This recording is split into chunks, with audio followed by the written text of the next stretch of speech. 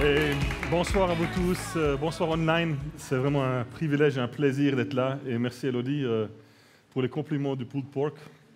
Il faudra que je goûte le tien. Mais, non, cette petite série qu'on a maintenant, ça me tient vraiment à cœur. Et comme vous le devinez, ceux qui me connaissent, ou sinon vous voyez peut-être, je suis un peu un bon vivant. Et c'est vrai que c'est important comment on s'alimente. Ça a toujours été quelque chose... il y a un peu un écho là. C'est... Pardon? Plus bas, plus haut? Gauche, droite? Ou je parle plus fort? Ou moins fort? Bon, c'est dans les retours. Tu veux que je recule? Peut-être c'est mieux? Hein, comme ça? Ah oui. Bon, tu te débrouilles, Adriane. Et merci pour l'équipe technique là-bas derrière, c'est jamais facile. Alors, ça c'est l'avantage aussi de devenir un peu plus âgé, c'est qu'on a plus d'expérience pour faire les repas, mais par contre on a aussi mettre des lunettes pour pouvoir lire le texte.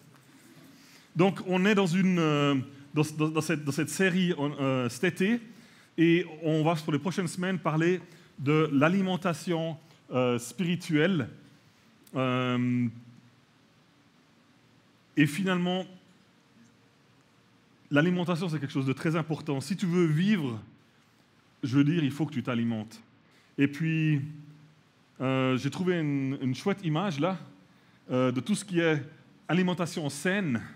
Et il y en a vraiment pour tous les goûts. C'est ça qui est sympa. Et l'alimentation est importante, c'est bien qu'elle soit équilibrée et c'est vraiment bien qu'on n'ingurgite pas n'importe quoi.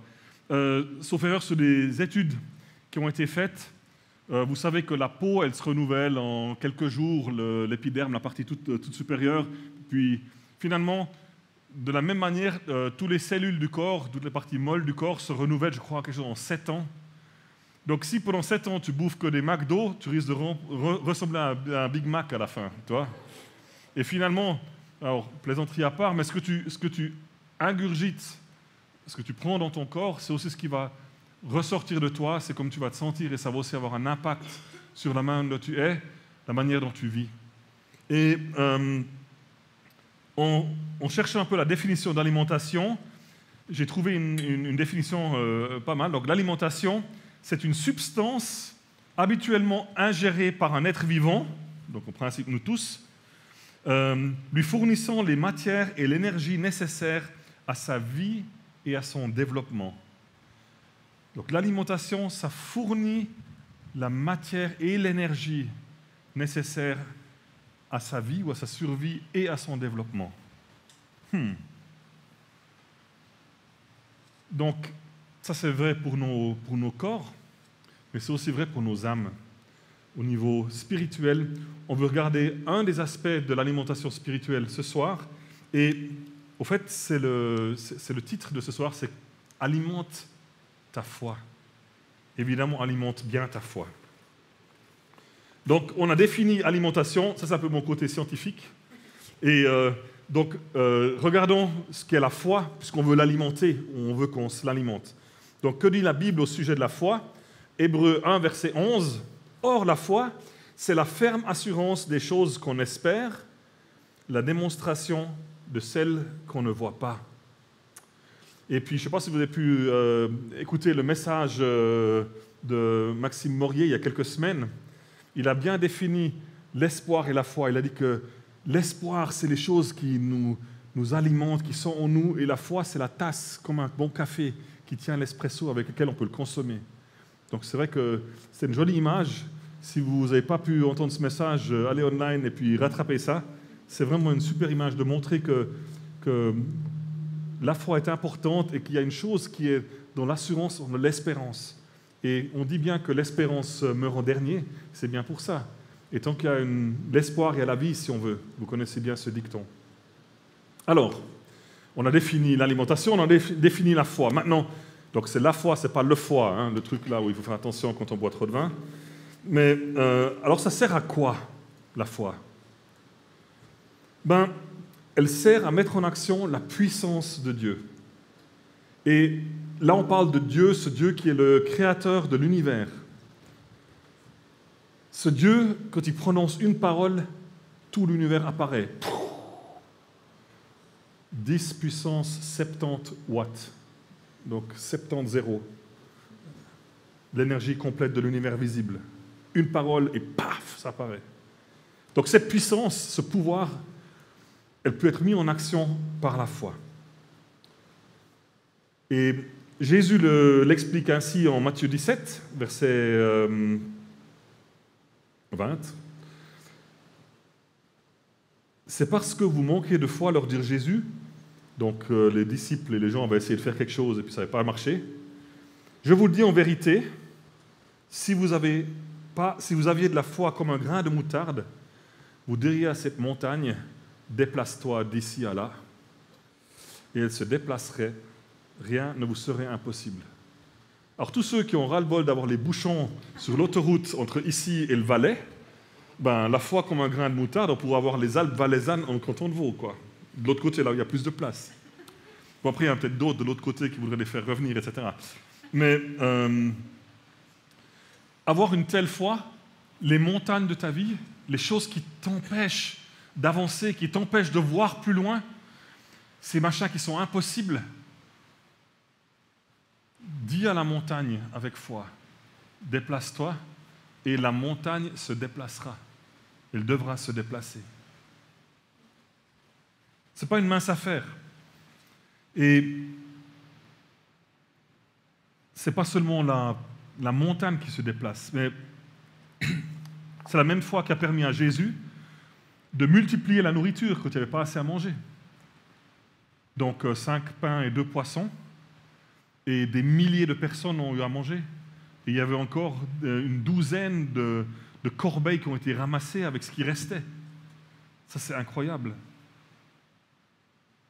Avoir une paix intérieure, même quand il y a la monstre tempête autour de soi. Être rempli d'un bon sens de justice. Avoir la compassion, avoir l'empathie. Au fait, il suffit de devenir comme Jésus, ou un peu plus comme Jésus. Puisque Jésus, il est le Fils de Dieu. Et Jésus avait cette foi qui guérit même les malades. Ce n'est pas une mince affaire non plus, enfant de Dieu. Et je ne vais maintenant pas rentrer dans les détails, comment c'est possible, on en parlera plus tard. Mais si on lit la Bible, tout au début du livre de Jean, de l'épître de Jean, l'évangile de Jean, pardon, c'est écrit « Mais à tous ceux qui l'ont accepté », donc on parle ici de la lumière du monde qui est Christ, à tous ceux qui l'ont accepté, à ceux qui croient en son nom, le nom qu'on a chanté tout à l'heure, au nom de Jésus, à tous ceux-là, cette lumière, donc la parole, la foi, la puissance de Dieu, a donné le droit de devenir des enfants de Dieu. Si tu acceptes Jésus, si tu acceptes Christ, et que tu le laisses vivre en toi, tu reçois le droit, certaines traductions disent, tu reçois la force, tu reçois le pouvoir de devenir enfant de Dieu. Et enfant de Dieu, Jésus, il est fils de Dieu. C'est aussi enfant de Dieu. Donc ça veut dire être frère et sœur de Christ. Waouh!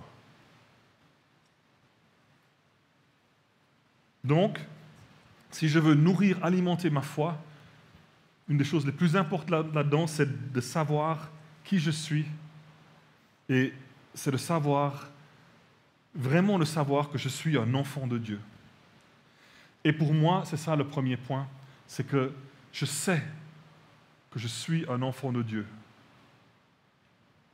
Je sais que je suis un enfant de Dieu. Je connais mon identité.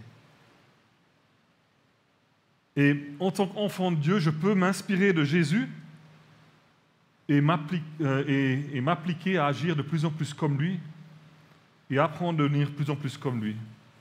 Et je veux dire ici quelque chose de clair, je ne sais pas, pour ceux qui ont des enfants, tout le monde a été enfant, mais pour ceux qui ont été enfants, ce n'est pas parce que mon enfant me désobéit ou fait quelque chose que je ne trouve pas cool qu'il n'est plus mon enfant. Il n'y a aucune causalité là, vous voyez. Si on est enfant de Dieu, si on devient enfant de Dieu, bon, on l'est. quelles que soient nos actions, quelle que soit notre pensée, quelle que soit notre manière de vivre. Et les parents peuvent être très, très, très, très tristes si l'enfant va mal, mais ça reste l'enfant. Vous voyez, ça c'est super important. Alors, qu'est-ce que Jésus a fait? Jésus, il était depuis la création du monde avec le Père, donc il avait de manière incarnée, si on veut, les bonnes habitudes en lui, et c'est celles qu'on veut en partie regarder et les apprendre. Par exemple, il a pris chaque jour du temps pour parler à son papa. Et il a pris du temps à part, où il était tout seul avec lui, mais je crois aussi qu'il a pris du temps pendant la journée pour entendre Dieu, d'être vraiment en vie avec lui, de sentir sa présence. Et il s'est laissé guider par le Saint-Esprit dans chaque situation. Et les situations n'étaient pas toujours faciles. Donc la question que je peux me poser, c'est mais que ferait Jésus dans la situation où je me trouve maintenant? Quand je suis seul, quand je suis en voiture, quand je suis dans la famille, quand je suis au travail, quand je m'ennuie, quand je suis devant l'Internet, devant l'ordinateur, que ferait Jésus? Qu'est-ce qu'il ferait? Et l'aspect particulier que j'aimerais regarder du caractère de Jésus, c'est son incroyable humilité. Et je pense que c'est la clé à devenir plus en plus comme Jésus. Cette humilité qu'il a. Et on ne parle pas de l'humilité où moi je t'écrase et je t'humilie et je te descends. Ça n'a rien à voir avec ça. C'est l'humilité, c'est une attitude que je choisis de prendre en respectant une personne qui mérite le respect et qui est plus grande que moi. En Philippiens 2, versets 6 à 8, on parle de Jésus ici, c'est écrit « Et lui, donc Christ, qui est de condition divine, donc c'est Dieu, il n'a pas regardé son égalité avec Dieu comme un butin à préserver, mais il s'est dépouillé lui-même en prenant la condition de serviteur, en devenant semblable aux êtres humains. Reconnu comme un simple homme, il s'est humilié lui-même en faisant preuve d'obéissance jusqu'à la mort, même la mort sur la croix. » Alors regardons ce que ça veut dire en détail et ce que ça veut dire pour nous. Jésus n'a pas regardé son égalité avec Dieu comme un butin à préserver. Je veux dire, il est Dieu et il était Dieu et il le sera toujours. Mais pour moi, ça veut dire que je n'ai pas besoin de toujours exiger ce que je pense être mon dû. Peut-être je peux laisser Dieu se battre à ma place plutôt que de devoir prendre l'arme et toujours me battre moi-même. Je n'ai pas besoin de toujours avoir gain de cause. Je n'ai pas toujours besoin d'avoir le dernier mot. Et je suis encore dans ce processus d'apprentissage personnellement dans ma vie. Et puis je remercie Dieu pour la patience qu'il a donnée à mon épouse dans ce domaine. Et quand on est en relation avec quelqu'un, c'est ça. Mais je n'ai pas besoin d'avoir le dernier mot. Déjà, ce n'est pas forcément dit que j'ai raison. Même si c'est souvent le cas. Pardon. Voilà. Mais si j'ai vraiment raison, je n'ai pas forcément besoin d'insister dessus. Et je n'ai pas besoin d'exiger toujours ma part pour moi, que ça tourne autour de moi. Et de regarder peut-être, d'ouvrir les yeux et de regarder les autres et de voir ça. Et Jésus s'est dépouillé lui-même en prenant la condition de serviteur. Ça veut dire chercher des moyens de servir les autres plutôt que de veiller à ce que je sois bien servi moi-même. Bien servi en premier. Ça c'est tellement difficile. Prendre le plus gros morceau de gâteau ou le plus grand steak qui est sur le plateau, d'abord l'amener aux autres, et peut-être qu'il y a plus petit qui restera pour moi. Quelle panique! C'est valable pour les grandes choses, mais c'est aussi valable souvent pour les très très petites choses. Être serviteur, ça veut dire que si je vais dans les WC avant la célébration, puis je vois que c'est pas sale, au lieu de m'énerver, je prends le papier, je nettoie et je mets ça en ordre. Et puis il n'y a personne qui l'a vu. Il n'y a personne qui va me dire merci. Mais c'est ça, servir. Et puis là, j'aimerais bien dire aussi, il y a des gens aussi comme David ici, qui nettoie, qui est aussi notre concierge au bureau, qui nettoie, il n'y a personne qui le voit. Et il le fait tout le temps. Et il est fidèle, il est là. Et c'est pareil chez vous au boulot, il y a des gens qui viennent avec des tenues bleues, ISS à l'EPFL, je sais pas, et puis ils nettoient, ils font. Mais quand vous voyez ces gens qui vous passent à côté, dites-leur merci. Le chauffeur de bus qui vous amène du point A au point B, dites-lui merci pour son job. Et je crois que c'est vraiment une attitude à prendre. Et Jésus s'est humilié lui-même en faisant preuve d'obéissance jusqu'à la mort. Je pense pour nous, ça peut vouloir dire, pour moi, ça peut vouloir dire, fais ce qui est juste, même si c'est difficile et même si c'est douloureux. Ça veut dire reconnais tes fautes. Alors Christ, il n'en avait pas, et il a quand même souffert. Mais ça te donne aussi la puissance et la force de reconnaître. Et oui, c'est douloureux, oui, ça fait mal, et puis oui, il y aura peut-être des conséquences. De reconnaître la connerie qu'on a faite, de demander pardon.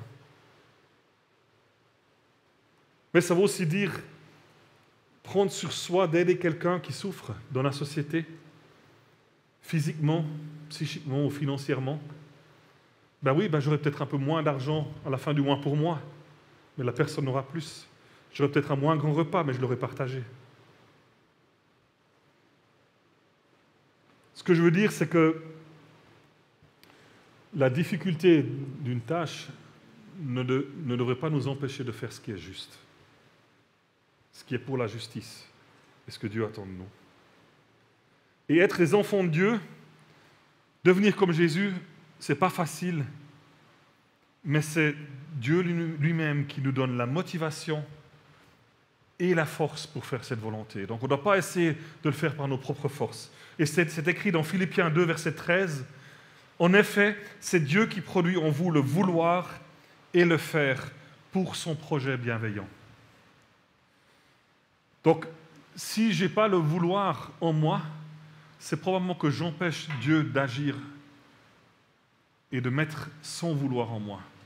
Parce que peut-être je pense que j'y arriverai tout seul, ou j'ai peut-être essayé, puis ce n'est pas venu comme j'ai voulu, donc je lui dis plus jamais comme ça. Alors Dieu, c'est sympa quand j'ai encore du temps libre, je viendrai vers toi, ou si j'ai vraiment un grand problème.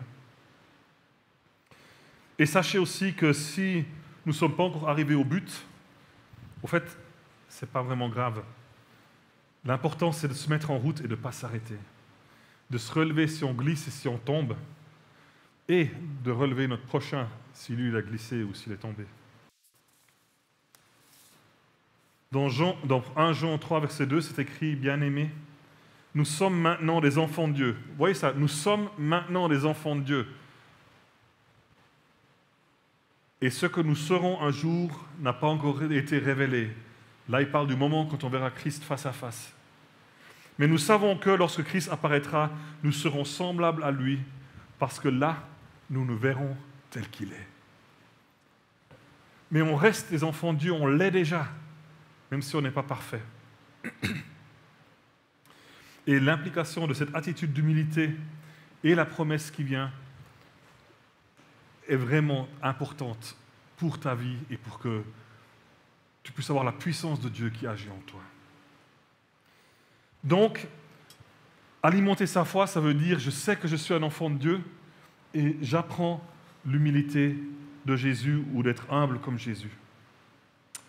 Et là, je peux commencer à nourrir ma foi des promesses et des bienfaits de Dieu et tout ce que Dieu a préparé pour moi. Je commence à répéter pour moi et à croire ces vérités divines que le Saint-Esprit après confirme dans mon cœur. C'est vrai que le monde est plein de aussi mauvaise nourriture spirituelle, des mensonges, des choses qui viennent du monde, qui ne viennent pas de Dieu, qui viennent de l'ennemi, qui est d'ailleurs le menteur et celui qui essaie de tout perturber. Et il va essayer de te souffler à l'oreille tout plein de choses qui ne sont pas vraies, qui ne sont pas en accord avec la volonté de Dieu, qui ne sont pas en accord avec la parole de Dieu. Et Dieu ne va pas se contredire. Ce qu'il a dit est la vérité. En 2020, j'ai eu une période assez difficile au travail, alors que j'ai mis en place un centre d'activité super bien. J'ai été convoqué à Berne, au secrétariat d'État de la recherche, et puis ils m'ont dit il faut arrêter ces activités, et ils n'ont pas expliqué pourquoi. Alors eux, c'est facile, comme ils faisaient un soutien financier, c'est facile de tirer la prise et dire on va arrêter le soutien financier, donc ça peut s'arrêter comme ça. Et ça m'a vraiment frustré. Et pendant plusieurs heures, j'ai crié à Dieu. Je ne savais pas, mais pourquoi? Qu'est-ce qui se passe? Ça va être quoi mon avenir? Des craintes? C'est quoi mes collègues, les collaborateurs et tout? Et J'en ai parlé avec Monique et ensemble on a prié. Et la situation le lendemain était identique, n'a pas changé. Et au fil des jours et des mois, entre crier à Dieu, partager avec Monique, partager avec le Connect, partager à l'église, j'ai demandé qu'on prie pour moi, aller au face-to-face, lire la parole, m'inspirer des promesses de Dieu. La peur, la crainte qu'ils ont de l'avenir qui était là, elle est partie. Alors elle est revenue, et quand elle est revenue, j'ai recrié, j'ai reprié, j'ai redemandé la prière, j'ai relu la parole, j'ai de nouveau été réconforté par Dieu, et petit à petit, ça fortifiait ma foi, comme un muscle qu'on doit travailler. De lire des livres qui parlent de la promesse de Dieu, de quelque chose de bon, qui fait donc s'alimenter de ce steak qui est bien assaisonné, qui était bien préparé. Ou peut-être laisser le steak de côté un moment, puis prendre ses légumes frais. De peut-être jeûner une partie d'une journée pour que mon organisme puisse sortir le chenille que j'ai accumulé. Et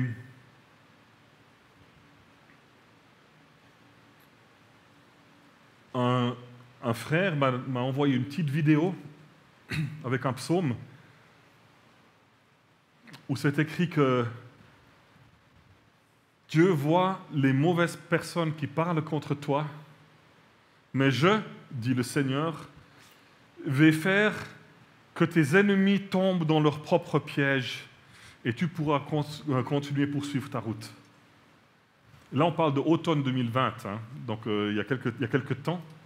Et finalement, ça m'a donné le courage de faire mon job aussi bien que je pouvais, de donner des perspectives pour les collaborateurs, de mettre en place une nouvelle infrastructure, un nouveau plan, une nouvelle stratégie, un nouveau nom, un nouveau logo. Et en décembre 2021, la vice-présidente de l'école m'a demandé, écoute, est-ce que ces activités, tu ne veux pas les merger avec quelqu'un d'autre? Et puis toi, je te propose quelque chose de génial. J'aimerais que tu viennes chez moi, que tu t'occupes des initiatives stratégiques en tant que directeur à la vice-présidence. Waouh! Alors, l'histoire, elle n'est pas finie, l'autre histoire, parce que c'est toujours pas réglé et tout, donc maintenant j'ai 2 jobs à faire, toujours un salaire, mais 2 jobs, c'est pas grave. Parce que j'ai vu dans ma vie la bonté de Dieu, et il m'a ouvert les yeux pour que je puisse voir la bonté. Et puis, les frères et sœurs m'ont encouragé quand j'étais en bas. Des fois, ça m'a réveillé au milieu de la nuit, tout d'un coup, une panique, mais qu'est-ce qui se passe? Pas sympa, mais j'ai réveillé Monique, et puis on a prié. Et le calme revient. Comme Dieu l'a promis. C'est écrit plein les psaumes, criez à moi quand vous êtes dans la détresse et je vous sauverai, dit le Seigneur. Regardez si j'arrête pas l'univers pour que ma main vienne te tenir. Alors bon, je fais de l'astrophysique, etc. Alors imagine, il arrête les planètes parce qu'il entend ta cri et il vient avec sa main puis il dit oh, attends, pas ici. Alors je peux vous en raconter des histoires là-dessus. Et c'est pour ça que c'est important d'avoir un Dieu qu'on connaît et où on sait qui on est en lui. D'avoir comme frangin et comme Seigneur et comme Sauveur Jésus-Christ. D'avoir des amis qui nous entourent, d'avoir un connect où on peut vraiment partager les fardeaux les uns des autres. D'avoir une église où on peut venir louer ensemble. Et après, de ne pas garder tout ça pour soi, mais de l'amener à l'extérieur. Alors, ces derniers temps, il y a un chant qui m'a vraiment inspiré. Et on va se l'écouter, mais avant ça, je vais vous expliquer ce qu'il en est. Donc, il est en anglais. On n'a pas eu le temps de le traduire et puis de le produire. Mais les paroles disent « Quand je m'humilie devant toi, Seigneur », donc quand je le fais, quand je prends la bonne attitude devant toi, alors je pourrai me relever avec confiance et voir tes bontés couler dans le pays où je vis. Écoutons juste un peu ça, comme ça. Ou écoutons pas, réfléchissez à ce que je viens de dire. Le chant vient après. Si je me mets dans la bonne attitude que Dieu est Dieu et moi je ne suis pas.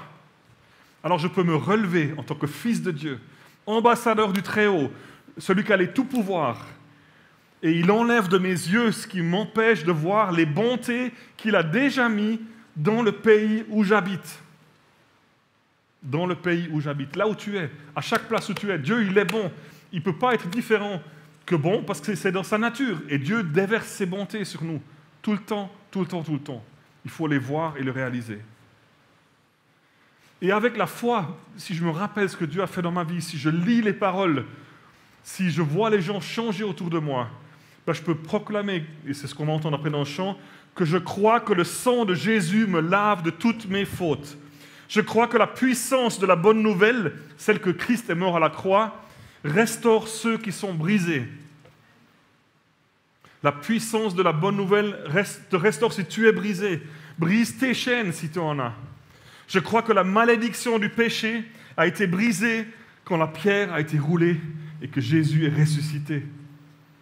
Je crois que les murs vont tomber quand nous tombons à genoux. Je crois que les gens paralysés vont marcher de nouveau, qu'ils soient paralysés dans leur corps ou dans leur âme. Et je crois que les aveugles pourront voir. Et je crois et je sais que les ports de l'enfer vont trembler quand l'Église se met à chanter. Alors dites-le à vos enfants, dites-le à votre pays, dites-le à toutes les nations et proclamez ce que Dieu a fait. Écoutons ce chant ensemble. Je reviendrai.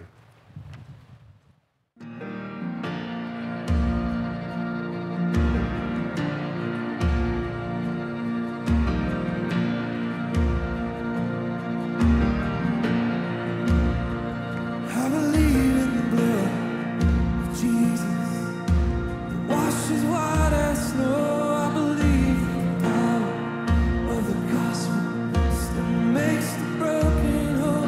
I believe that the curse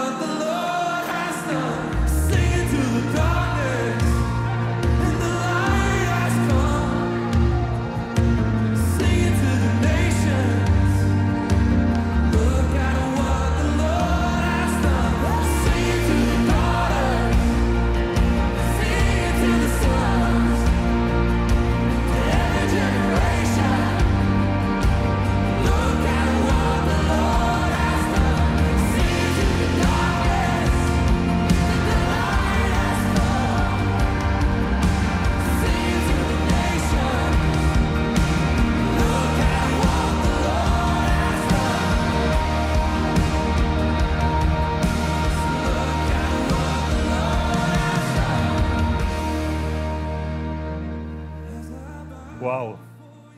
Et ça, c'est que l'apéro, les amis. Vous êtes prêts pour le plat de résistance? Alors, alimenter sa foi, ça veut dire je sais que je suis un enfant de Dieu. C'est l'amuse-bouche. J'apprends l'humilité comme Jésus. C'est l'apéro. Et je proclame les vérités de Dieu. C'est ça, le plat de résistance. Je proclame les vérités de Dieu. God is present in the praises of his people. Il est présent dans la louange de son peuple. Dieu est présent, il est là avec nous.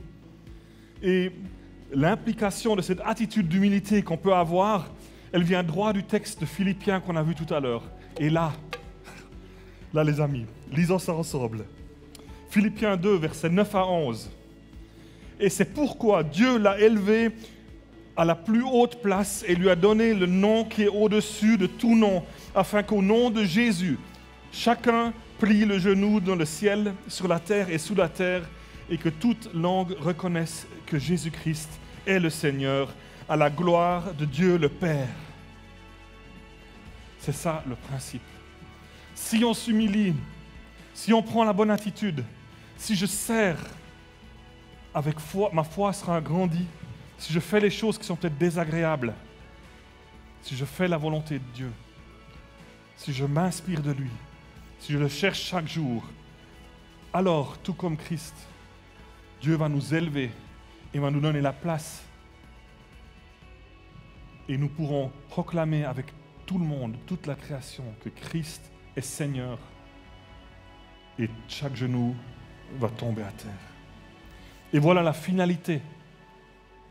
La finalité de notre vie sur cette terre, c'est de donner gloire à Dieu le Père. Et c'est pour ça qu'on est là. Chaque création, que ce soit le monde animal, le monde végétal ou nous les humains, notre finalité est que nous glorifions le Créateur, Dieu le Père. Ce n'est pas que je mette de la thune dans la poche. Ce n'est pas que je devienne connu, que j'ai le monstre like en tant qu'influenceur. Rien à voir. Rien à voir. Alors toi, tu as le choix maintenant. Et je vais te demander, est-ce que tu connais ce Jésus? Est-ce qu'il est ton Seigneur, ton Sauveur? Est-ce que tu es prêt à parler de lui? Parce que laisse-moi te dire une chose, au fait, c'est assez digital. Soit tu mets ton genou à terre et tu reconnais que Christ est ton Seigneur, son Sauveur ici, sur cette terre, ou tu le feras quand il reviendra. À toi le choix. Mais je veux t'exhorter pour la vie de plénitude que Dieu a prévue pour toi. Fais ce pas. Mets ta vie à plat devant Jésus. Mets-le sur son trône, sur son autel. Et demande à Jésus de devenir ton Seigneur et ton Sauveur. Et si tu l'as déjà fait il y a quelques années, ou il y a longtemps, ou il n'y a pas longtemps, que tu sens que ta foi et que ton âme s'effrite, ben, Jésus, il veut restaurer ton âme. Il veut te retaper. Il te redonner cette pêche. Il est là pour toi. Et il veut vraiment que ta vie soit changée. Et je te demande maintenant de fermer les yeux ici et de juste regarder ton cœur, regarder ton âme, regarder toi-même, regarde-toi à l'intérieur.